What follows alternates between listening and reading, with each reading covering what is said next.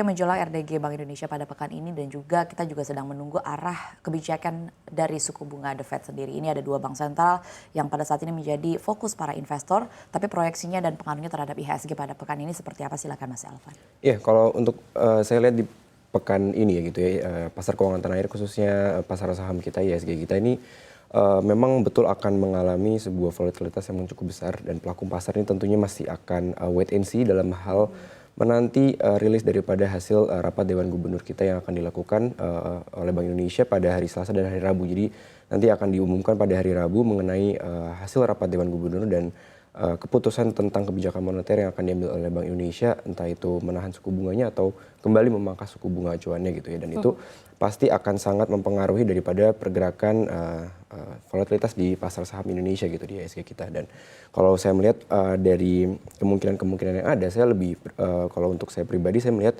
BI ini seharusnya lebih akan menahan suku bunga acuannya ya. Kalau kita melihat dengan perbandingan atau ekspektasi daripada pelaku global terhadap The Fed yang justru kemungkinan besar itu sudah di atas 50% akan menahan suku bunga acuannya. Jadi ini cukup berisiko apabila BI nanti di RDG pekan ini justru malah memangkas suku bunga acuannya gitu. Jadi dengan kondisi global saat ini, terutama The Fed yang justru akan menahan, lebih besar akan menahan, kalau BI ini sampai menurunkan suku bunganya, tentu ini akan berimbas negatif pada khususnya rupiah kita gitu. Jadi memang untuk RDG kali ini besar kemungkinan itu BI justru akan menahan suku bunga acuannya di tengah itu tadi ketidakpastian The Fed, khususnya ekspektasi pasar terhadap penahanan suku bunga dari The Fed itu sendiri.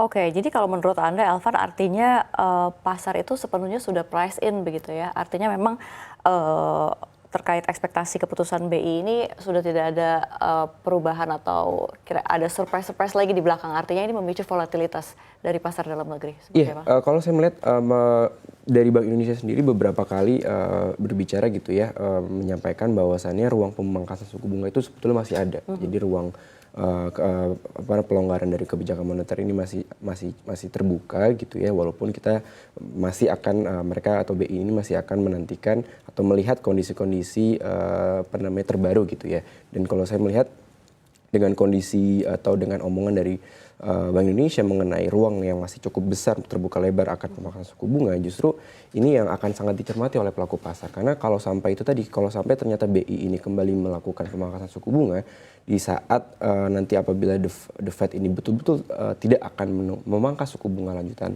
itu ya artinya akan menahan, tentu ini akan sangat berimbas negatif gitu pada pasar keuangan tanah air, khususnya saya melihat pada rupiah kita. Jadi ini cukup hal yang harus sangat betul diwaspadai oleh Bank Indonesia dalam mengambil keputusan di RDG BI di pekan ini. Oke. Sebelum kita mengelaborasikan lagi berkaitan dengan kira-kira dari katalis penentuan arah dari dua bank sentral, yaitu Indonesia dan juga Amerika Serikat, The Fed, saya ingin bertanya ke Mas Elvan, sebenarnya lebih ke teknikal juga sih. Karena di pekan lalu ada pola yang cukup menarik yang kalau kita perhatikan ada sekitar 3 hari di mana IHSG itu berulang.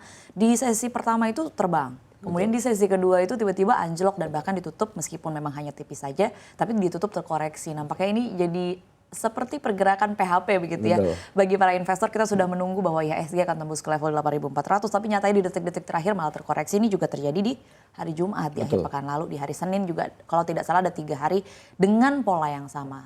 Sebenarnya kalau dilihat dari pola yang sama berulang 3 kali selama 1 pekan, apa yang sebenarnya terjadi, Mas Elvan? Ya, sebenarnya kita bisa melihat ini sebagai sebuah indikasi ya, adanya aksi profit taking yang sudah mulai nyata terlihat di market. Karena kalau kita berkaca ke pergerakan indeks kita dari pertengahan tahun hingga menciptakan level all time high-nya, itu kan pergerakannya itu cenderung ketika menaik ya udah naik aja gitu.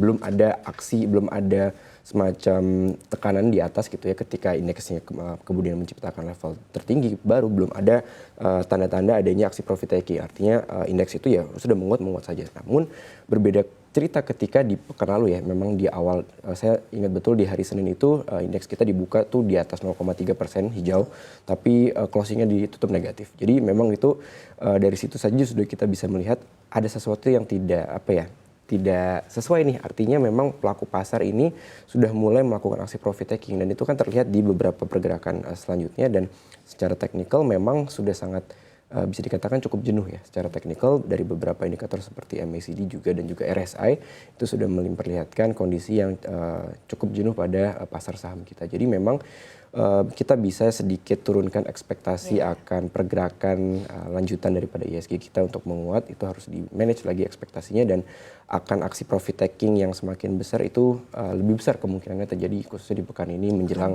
RTGI. Betul.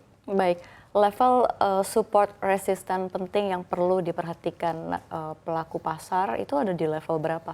Kalau saat ini level support yang saya cermati itu ada di level 8.300. Selain itu angka psikologis itu juga menjadi terlihat di secara teknikal itu indeks kita sempat reject di 8.300 di 2 pekan lalu kalau saya tidak salah. Itu reject di 8.300 dan apabila itu akhirnya menjadi support ya. Dan ketika support itu misalkan nantinya tertembus, itu saya melihat ada skenario selanjutnya itu di level support selanjutnya di 8.180. Dan untuk level resistance-nya sendiri secara teknikal itu masih di level all time high-nya di kisaran 8.400-an. Oke.